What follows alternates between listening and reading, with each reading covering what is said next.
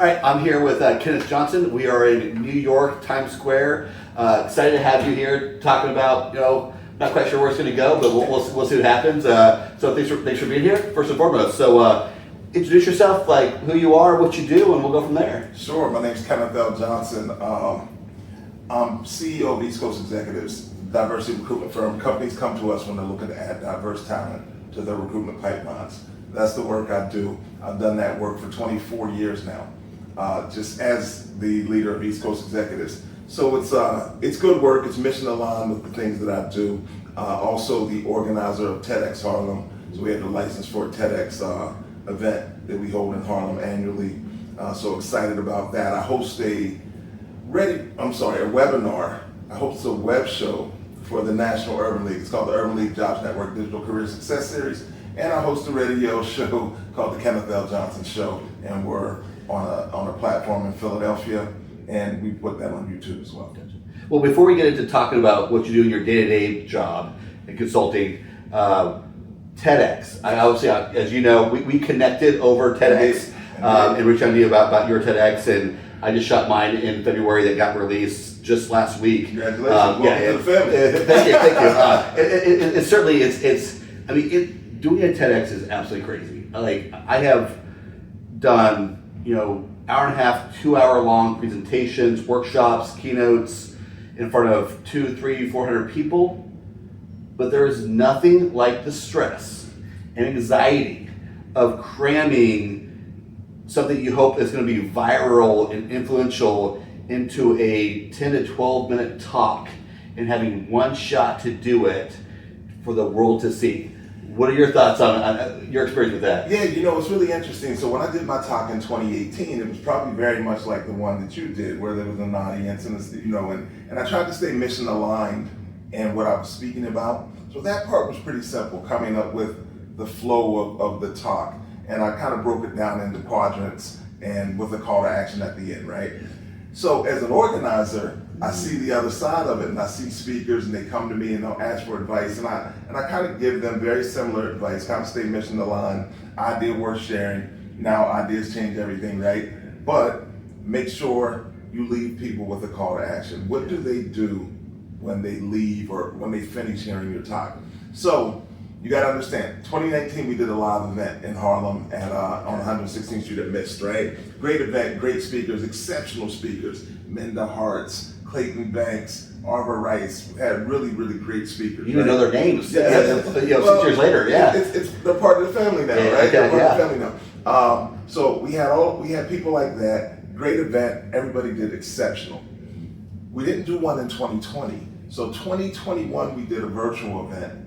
When I say virtual, we recorded live on the street in Harlem, Stravers Road. We recorded all the videos, but because people couldn't get together in groups, we just did we packaged it all and then broadcast the actual event. It was interesting. I think my speakers, we did that 2 times where we did virtual ones. I think the speakers looked at that and said, you know what, I don't need to be as sharp because we can cut. There's no live audience, right? Yeah. So I kept telling them, oh, this is a little different now. You guys have the luxury of us saying, hold on, let's try that again. And then my cameraman, Bruce Savage, he's exceptional, and he was able to piece it together. And now we're back to live events. So last year we did TEDx Harlem, the Malcolm X Boulevard edition. We did it at Harlem Hospital. Had a great crowd. I had 9 speakers. We probably had 400 people in there. And it was exceptional, but the speakers stepped up to the plate again and delivered. And I think it's just the expectation when you're in front of an actual live crowd, you prepare more. So I understand. Yeah. It's an amazingly scary, adrenaline rushing, just amazing experience. Like it's everything in one. I mean, I literally left the stage, went outside just to decompress. Yes. And I had to ask my wife. I was like, did I do this, and this? Like in my head, I know I said the words. I know I didn't mess up the words, but like your adrenaline rush is so high. Sure. It's like, was I just a robot up there? How long was your talk? It was just over 10 minutes. We were asked between 8 and 10, and it was just over 10. Okay. I try to tell my people that I think the sweet spot is 12, and I don't know how many speakers were at your venue. Usually I try to stay under 10, so we have some time to work with. The event I did, when I did my talk, there might have been 20 odd speakers that day. And I sat through maybe like 9 of them, and I'm sitting there like, oh, and I'm thinking I'm forgetting my talk, right? So I'm backstage and I'm rehearsing it, and people are calling my phone like, how'd it go? And I'm like, I'm not on yet. Yeah. So really interesting experience. Yeah. All right. Well, so let's get back to day-to-day business here. So you work in a very, very interesting area for business in this day and age. Diversity. Yes. It's I'm going to call a spade. DEI has become a 4-letter word in many circles, unfortunately because of political reasons and stuff. So what are you doing? First of all, like, how are things going for your business, and then what are you doing to kind of show the true reasons behind DEI? Yeah. So I think for us it's important. So business, we've seen some of the impact. I do always share with people, interesting enough, the people that are pushing back on it probably weren't our customers anyway. So the companies that supported us in the past continue to support us and find value in the services. Doing business development's a little different now because somebody has to run it upstairs. And then maybe the people up there are saying, I'm not sure. But our premise and foundation's on talent. We find the best talent. I don't care if they're a veteran, if they're a woman, if they're black, brown, whatever, living with a disability. We just find the best talent. And typically that talent exists in talent pools that a lot of the traditional big organizations aren't looking in. They're going to a certain group of schools, identifying and recruiting, or looking at people, typically from their competitors, but it's very homogeneous in the way that they operate. So we're just, we position ourselves as an alternative to that approach, and maybe an idea manufacturer. I have a friend that has a company called Idea Manufacturers, so shout out to Gina. I got her company name in here, but I didn't mean to do it in that fashion. But I think as well, we serve as a place where we give that idea, hey, have you looked for individuals here? Maybe we can present some people that may not look like your traditional candidates. And everybody knows that there's a business case for diversity. It's a very positive one, and we align with that. Yeah, I mean, even like myself when I was in law school after undergrad, on-campus interviews, the firms that came and did on-campus interviews only interviewed the top 20% of the class. Yes. Right?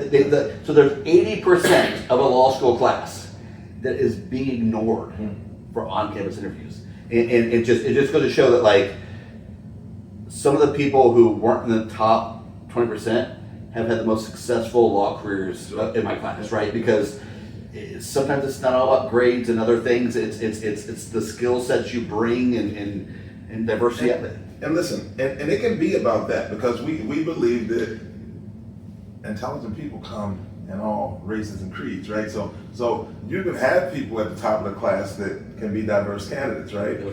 So we're just out here saying, give them an opportunity to present themselves for the positions as well. And oftentimes we see, I talk to people that are Harvard, Penn grads. We were based in Philadelphia, so we get a lot of, we have a real presence there, and we've worked with a lot of people from Penn, and being in Harlem, Columbia, so we some of the most brilliant minds in the world, and they sit and say, I didn't get an interview, and it might be because their name is ethnic, and you're like, what in the world is happening when people aren't, they're just ignoring your 10-year work history, your great education, your community role, and saying, we just don't want to see you. Yeah, I mean, there's a certain aspect to where anti-DEI becomes DEI, right? Like it's we're protecting a class. We want to make sure this class gets their share of things. And what DEI is really all about, and you're the expert here, but my book Curious Leader talks about being curious, and curiosity how it connects us to people and ideas. And if you want diversity of ideas, you have to have diversity of people. If you are hiring all Harvard or Yale grads, top of their class, from the same professors, you're going to get a specific perspective on how to run a business versus someone who's actually maybe been a janitor before going to college or going to grad school. So there's a global economy out here. Sure. And if you want to take advantage of that, you're going to have to understand it. And the best way to understand people is through other people. Yeah. And I think if hiring managers, influencers, company leaders, I think a lot of it's top down. So the C-suite, when they understand that they're all in the people business, your human capital is your biggest asset. When they start looking at that and looking at that strategically, you'll start to see people maybe start to open the doors to all. Yeah. I mean, my TEDx was about the DIY dilemma, the concept that we suffer through things alone, even though it's less productive, and how curiosity is the antidote for that. And on the business front, it's how many times have you talked to a business owner or worked for an organization where the leader believes all the ideas have to come through and from them, and then question the staff why they aren't being successful. Sure. Yeah, really interesting approach, right? Yeah. Because again, if all ideas are coming from one perspective, you're going to get results from that perspective. Where if you open up the pool and really tap into that, things can open up. Listen, and I value great leadership, but if that's going to be the approach, I'm not sure I can refer to one as a great leader, because I think great leaders allow their people to be great and help their people be great by fostering very collaborative environments. And when we can do that, people feel comfortable sharing their ideas, and then they can see their ideas grow. And that would be someone that's a great leader, someone that's comfortable in their skin to allow that to happen. Yeah, something I write about in the book. So Google did a study called Project Aristotle. It was a multi-year study. They were trying to determine what made teams successful for their own purpose, Okay. right? This wasn't something that they were doing academic study for. They wanted to find out internally, Sure. whether degrees, experience, diversity, whatever it was. And after thousands of interviews and forms and all these type of things, they came back with psychological safety.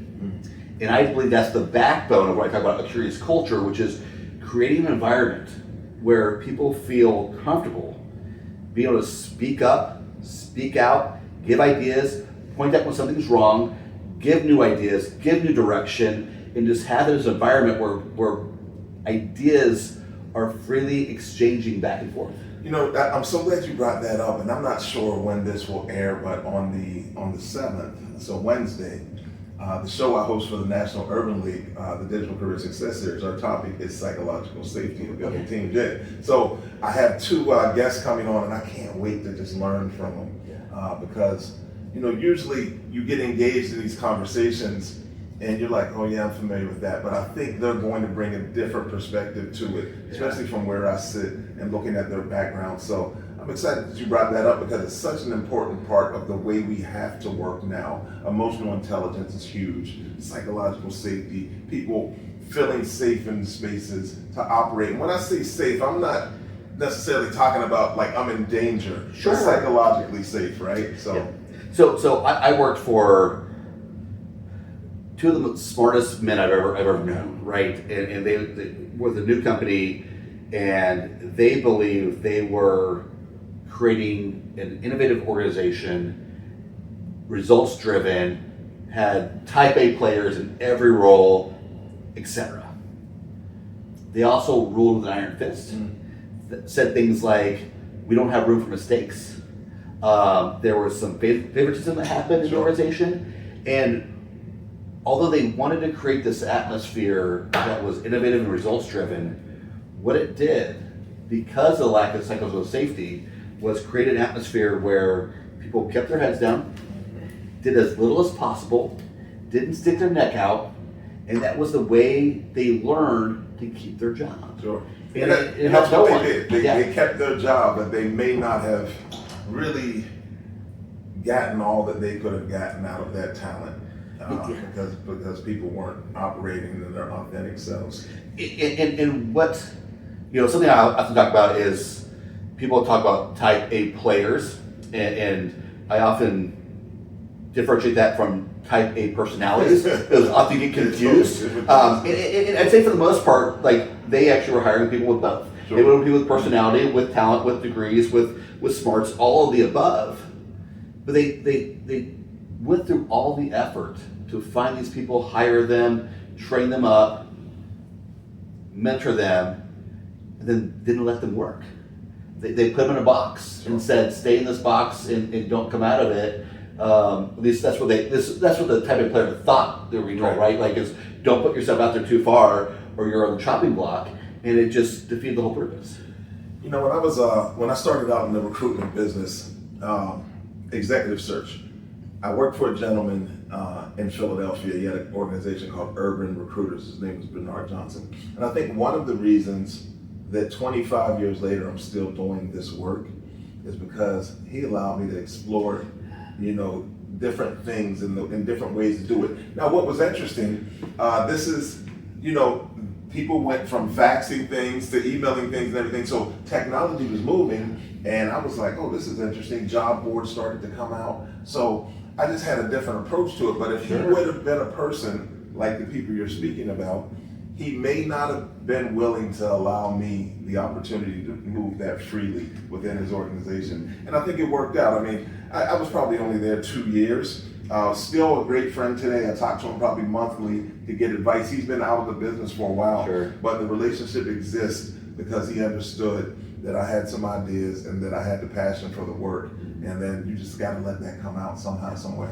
Yeah, I was on a podcast recently, and someone asked me, you know, who was one of my biggest influences in my life, and one of my first bosses, right? Because he's the one who allowed me to explore and play and take on new roles. I mean, my second year as a professional, of course, it's out of law school and everything, like so some experience in hierarchy, not hierarchy, that's a bad word, but elevation there and status, right, and the position I had.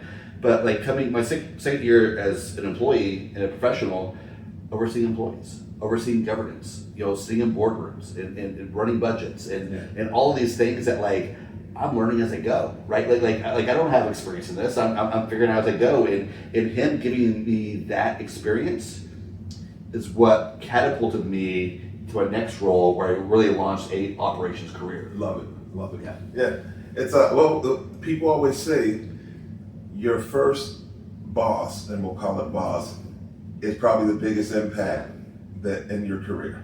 Yeah. You know, especially, you know, out of school, getting a job. And I'm not talking about, like, listen, when I was a kid, I worked for Parks and Recreation on the playground when I was in high school, right? So not that boss. He was a good guy though. Yeah. But the first boss that you have in the career path that you want to lean into, that if you know, having a bad one it can put your career back a little, but having a great one can skyrocket. Yeah, and for people who are listening who maybe are in that toxic environment where they're not fulfilling their needs and helping the organization as much as they could, one way to get through that is the organization I talked about earlier, the people who made it through, like myself and others, are people who had an end goal. Sure. Like I saw, despite the toxicity, despite the issues, I respected the two men I worked for because they were just smart and vicious people. And two, I knew what me continuing growing in this role was going to do for my next job and my career and everything. And I stayed focused on that, and that's what allowed me to last, you know, 4.5 years in that type of environment. You know, it's interesting because it kind of is where we started this conversation, right? When you're delivering a TED Talk or a TEDx Talk, whatever you want to call it, the end goal. Yeah. Where do you want that talk to take you? And the same thing you just said speaking about, right? Yeah. So that's the thing. Yeah, I mean, it come in goals. You know, writing a book is a great thing. Sure. But I'm not going to make millions of dollars off this. I'm not Dan Brown. But I had an organization reach out to me 2 weeks ago and said, "Hey, my book is Curious Leader. We just adopted curiosity as a core value of our company. We're hosting this event or this conference for our salespeople. what do you have to come and teach them about curiosity and how to bring that into the sales role? I love it. And I was like, so like, that was the end goal of writing the book, right? Sure. That's the end goal of writing the TEDx, is boosting my speaking career, my workshop career, helping get clients. These are great things I'm very, very proud of. And, leaving the TEDx, it was a huge relief, but also there was this sense of like, but now the real work begins, Sure. right? And now it's just starting. I have a valued person in my life that's a life and executive coach, and her name's Nicole Smith, and she has this conversation about boundaries, and I think it's really interesting, just because as people are kind of navigating career and life, I think to some of the points you were speaking about, right, being curious but kind of still operating within the boundaries and moving forward, I think it's just a really important conversation for people to have. So I'm glad that you're able to take the curious leader on that journey with you and providing organizations with just a different way to think about things. I'm in a mastermind group that's geared around purpose, and other ones that kind of help me get the TEDx and kind of coach me through the process. The organization, The mastermind group.